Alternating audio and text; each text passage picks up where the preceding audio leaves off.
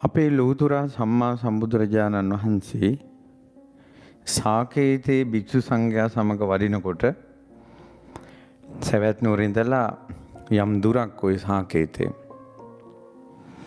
වඩිනකොට ඒ ගමක් කරා වඩිනකොට එක වයසක සීයා කෙනෙක් පාරේ වඩිනවා. මේ පාරේ යනවා. ඒ සීයා භාග්‍යවතුන් වහන්සේ දැකලා ඇස් දෙක ලොකු කරගෙන බලාගෙන ඉඳලා මුන්ද දුවගෙන ඇවිල්ලා කොහෙදෝ මෙච්චර කාලයක් ගියේ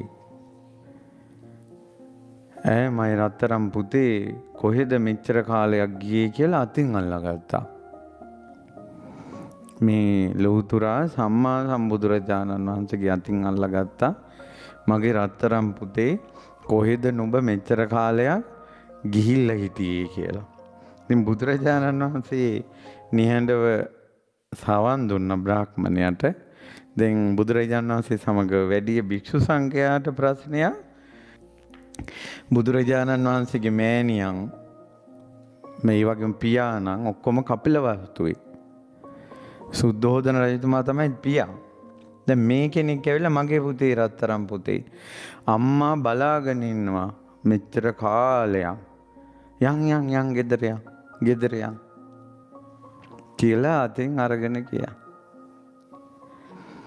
ඉතින් අතින් ඇදගෙන දැන් යනවා. තමන්ගේ පුතා රෙන්නතුන් ඉඳලා ඇදගෙන යන්නේ වගේ. බුදුරජාණන් වහන්සේ වැඩියා. ඉතින් ඒ ගෙදරට යනකොට දැන් අම්මා ඉන්නවා මිදුල් අතුක ගා ඉන්නවා.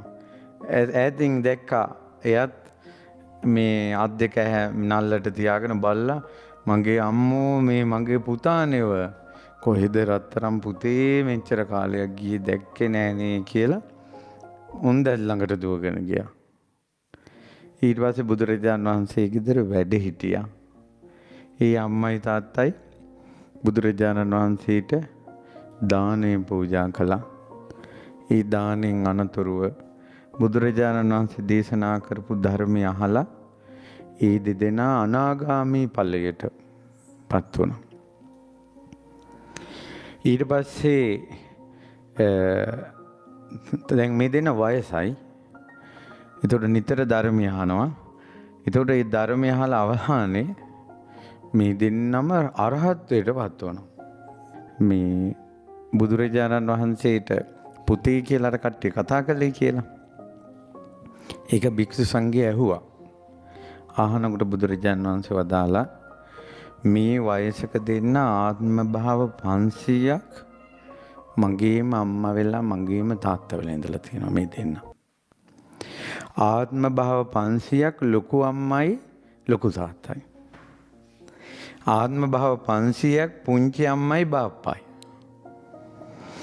එක දිගට පුතා කියන වචනේ ওই අම්මයි තාත්තයි කටින් පිට වෙලා තියෙනවා ආත්ම භාව 1500ක්.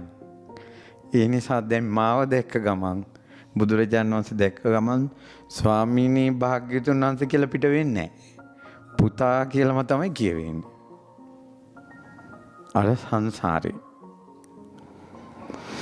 ඒකට අද වුණත් අපිට සමහර අය මුණ ගැහුනම එකපාර අපි යාළු වෙනවා. හිතවත් වෙනවා. දරුවෝ වගේ සලකනවා. මට මුණ ගැහිලා තියෙන සමහර ළමයි සමහර බෝඩින් වල නැවතිලා සමහර යාළුවන්ගේ ගෙවල් වලට හදිසියෙ ගිහිල්ලා ඊට පස්සේ ඒ අම්මලා තාත්තලා තමන්ගේ දරුවන්ට වැඩි ආදරය වෙනවා අර අලුතෙන් එන එක්කෙනාට. බුදුරජාණන් වහන්සේ වදාලා ඒකට හේතුව තමයි සංසාරී සමීප ජීවිතවල ළඟින් හිටපු එකට සාක්ෂියක් කිව්ව එක. ඒක බුදුරජාණන් වහන්සේ ගාථාවකින් වදාලා මම ඒකේ සිංහල අර්ථය ලියාගත්තා. පෙර සසරේ නික අයුරෙන් නිතර එක්ව විසුව නිසා මේ භවයේදී දුටු පමණින් සිත පැහැදී යයි නිසා සංසාරේ සමීප ජීවිතවල එකට හිටපු නිසා මේ ජීවිතේ දැක්ක ගමන් ඉක්මනට හිතවත් වෙනවා.